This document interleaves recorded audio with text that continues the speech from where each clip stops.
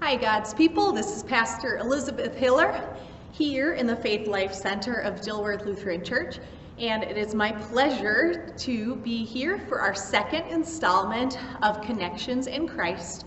8 weeks of getting to know the faith of your siblings in Christ here at Dilworth Lutheran Church, what inspires them, how they spend their days, what has helped them to be generous people in God. Today we welcome special guests Marvin and Lynnett Hedlund, who not only are magnificent peanut brittle makers, but they are retired farmers from the Oslo area and will be sharing what has inspired their faith through many generations. Enjoy these moments with the Hedlunds. Welcome back to Connections in Christ, a way that we are getting to know each other and God through this time of pandemic so that we can make it one day at a time together. Today we welcome two very special guests.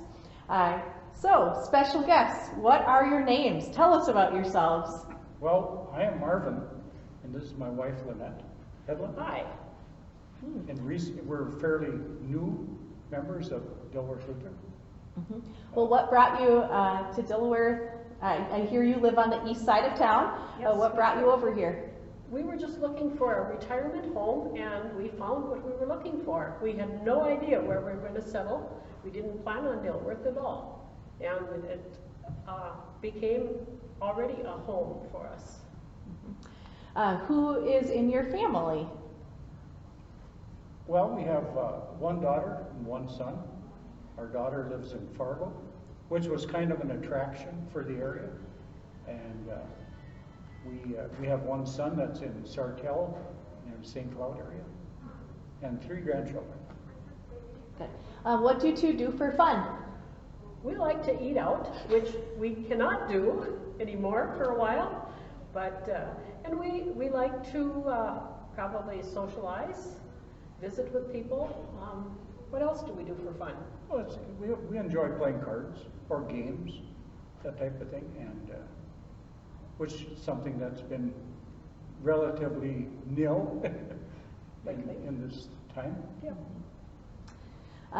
What are your favorite church activities? I see a lot of you two. What do you like to do here or in your church where you're at in the winter time? Well, here I think I'm more active, have been active in the funeral serving group. And down in Texas, I helped Marvin on his bicycle project by hosting the men that come to work and feeding them lunch, which is probably for some of them who are bachelors a good experience. So that's kind of my. And there aren't only men. No, we do have some lady. women that are starting to work on bicycles too. Yeah. Yes. What is this bicycle project? Tell us about it. Well, we let's see. I suppose it's about 8 or 9 years ago. Yep. We started going to Love of Christ Church in Westlaco, and they're a very small congregation, but they're very active, and they're active in a small school right on the border, and that is kind of their main focus as far as their benevolence work. And it's a school that requires uniforms, and uniforms are one thing that they help with the cost because it's a poor area. And by going to that church, we got to be friends with several people that go, and we branched out helping in some of these other activities. And one of them was fixing bikes.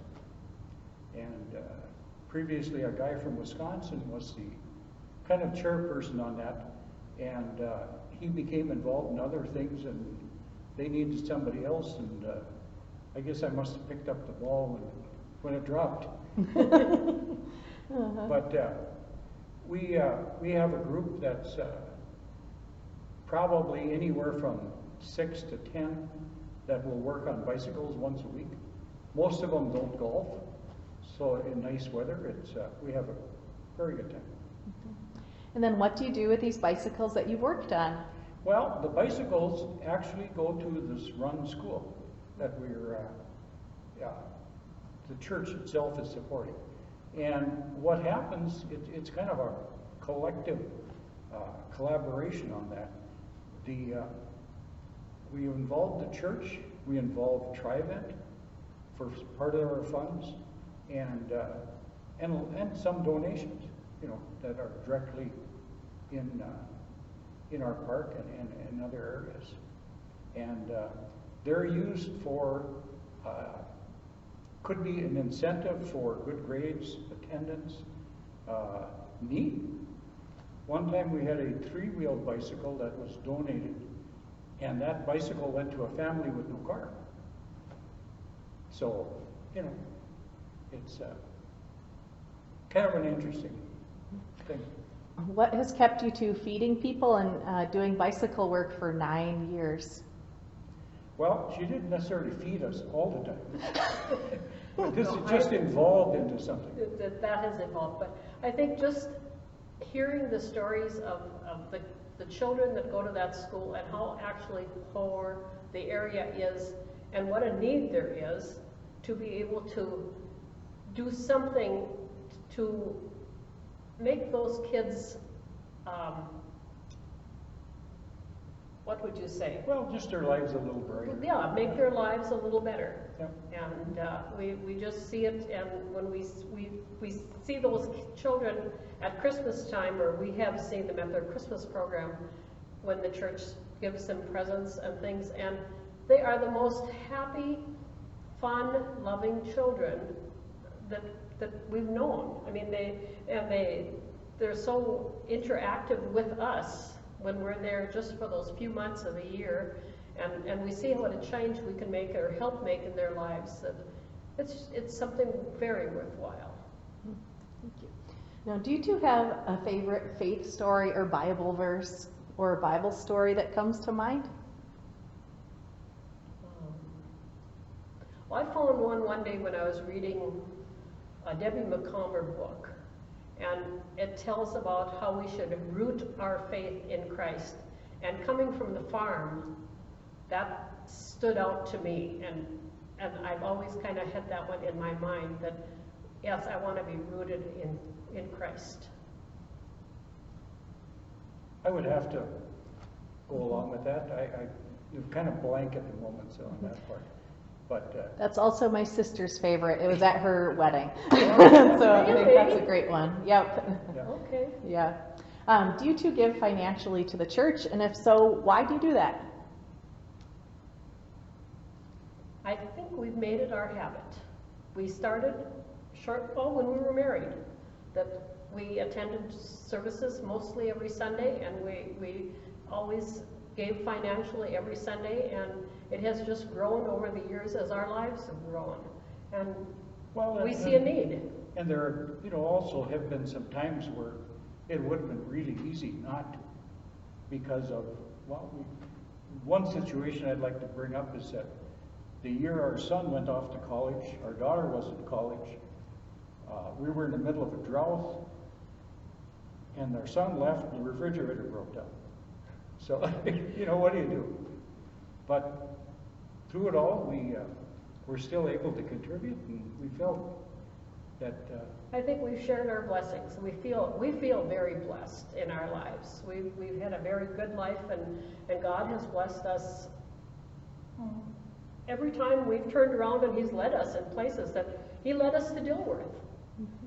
We had no idea, and many other times do we look back, and you don't see it a lot of times when it's happening, but afterward you look back and say, God was leading us, and that's where He's led us in our mission work. Even before we started going to Texas, we went to Florida and Mississippi for after the hurricanes, and God led us there too. I mean, He's a part of our lives. I think that's the best way to end it. Yeah. Do you either of you have words of wisdom that you'd like to share to help connect others here to Christ at our church? I think to be an example. We can be an example for others, and others should see that they can be an example and a leader for others. You don't have to do big things. You can do little things. And I think one thing too that, you think, well, you have to, do an order of things or whatever. But it's surprising, the least little thing sometimes is very important to some people. And if you can share that and reflect a little bit of love and caring for someone, I think it goes a long ways. It does go a long ways. Yeah. Thank you two very much. Yes. Thank you. You can wave that. Thank you.